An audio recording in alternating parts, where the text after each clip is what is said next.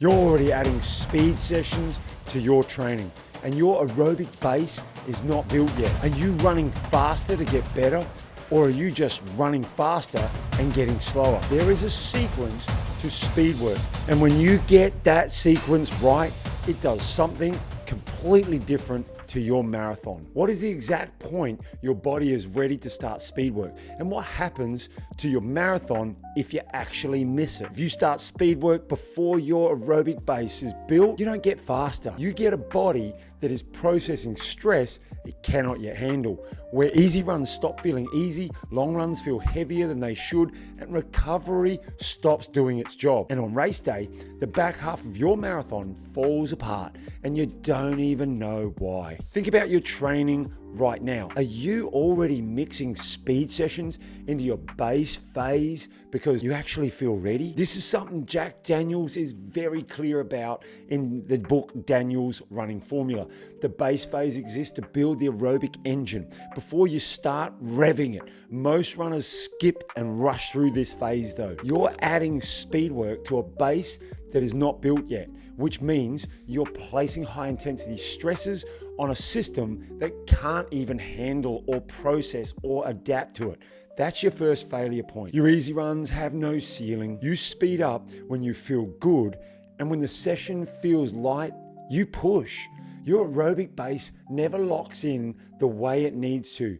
That's your second failure point. You do not know the 3 signals that tell you your base is ready. So you're guessing your timing every single week. That's your third failure point. As a running coach, I take runners of all types from zero to hero, hundreds of athletes, goals achieved, running transformed, and right now I'm doing it myself. A sub 3-hour marathon training block using the same plan that I build for my athletes. So if you're actually serious about getting your marathon training built in the right order, stay with me, because what the research shows about this is more specific than most people actually realize. Well, is there actual evidence for why the aerobic base has to come before your speed work? A 2021 study by Campos, published in the Journal of Human Sport and Exercise, found that athletes who accumulated higher aerobic volume during the base phase showed significantly greater VO2 max improvements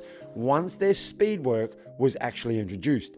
The base phase is not just a preparation. It determines how much your body can extract from your speed work when you start doing it. Now, if you've been mixing speed sessions into your base block, your aerobic system is processing stress it has not yet built the capacity to handle.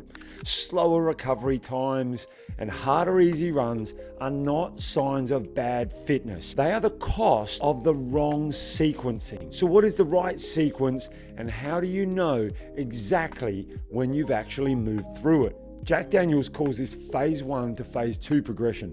Phase 1 is aerobic only, 6 weeks minimum, no speed sessions, no tempo work, no threshold efforts, just easy volume. The reason is exactly what the 2021 research confirmed. VO2 max, that's the ceiling for how much oxygen your body can use, develops through volume during the base phase, not through intensity. You are building the engine before you start revving it, or even worse, before you start redlining it. And here's what that means for your speed work when the timing is right. When your base is built, speed work does something easy running cannot do on its own. Your VO2 max ceiling rises, your lactate threshold shifts higher, the paces that once felt hard to start feel controlled. That is the base turning your speed work into something that actually compounds.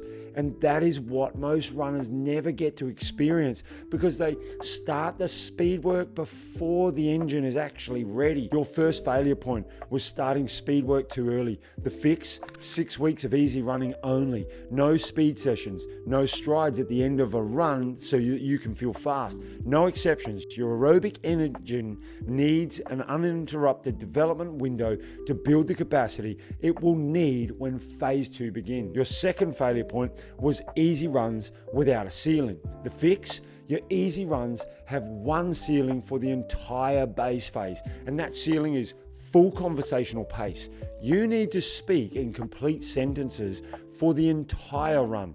The moment those runs become hard or you find yourself struggling to string a sentence together, your base phase is no longer doing what it actually needs to be doing. Your third failure point was not knowing the 3 signals. Well, here they are. Your recovery is quicker between sessions, your easy pace holds without extra effort, and your legs feel fresh at the start of every run. When all these 3 are consistent across 2 full weeks, your base is ready and your speed work has been earned. Most runners spend money on shoes, gadgets, and race entries, but never on what actually transforms them.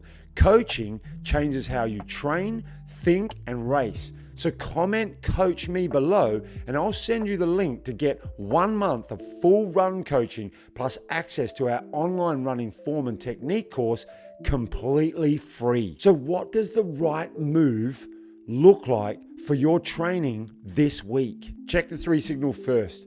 If your recovery is shortening, your easy pace holds without effort, and your legs feel fresh at the start of your sessions, guess what?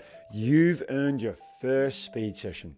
And here it is, 4 to 6 repetitions of 400 meters or a quarter mile at your current 1 kilometer or mile race pace. 90 seconds of walking between each. Make sure that you finish feeling like you had more left in the tank. If those 3 signals are not consistent yet, your job this week is to do a 10 kilometer or 6 mile easy run at full conversational pace. Remember, your watch is not in charge of your effort today. Your body leads, and your watch, well, it just confirms. Speed work at the right time does not make you faster. It compounds everything that your base has built. You know the sequence, and you know exactly when you've earned the right to use it. So now you know when to start running faster, but there's still one question left open, because once your base is ready and you actually start speed work, there is a specific type of